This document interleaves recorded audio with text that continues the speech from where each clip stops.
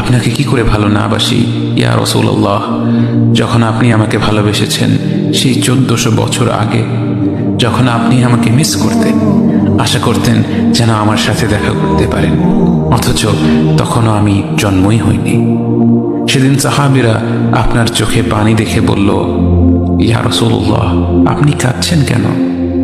আপনি বললেন, আমার ভাইদের খুব দেখতে ইচ্ছা করছে। সাহাবীরা বললেন, আমরা কি আপনার ভাই নই ইয়া রাসূলুল্লাহ? আপনি বললেন, না, তোমরা আমার সাহাবী।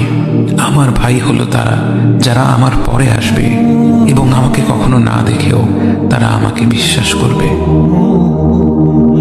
মৃত্যুশয্যায় শুয়ে আপনার অন্তরে এই চিন্তা ছিল যে আমাদের পরিণতি কি হবে। উম্মতি উম্মতি বলতে বলতে আপনি আপনার রবের নিকট ফিরে গিয়েছেন।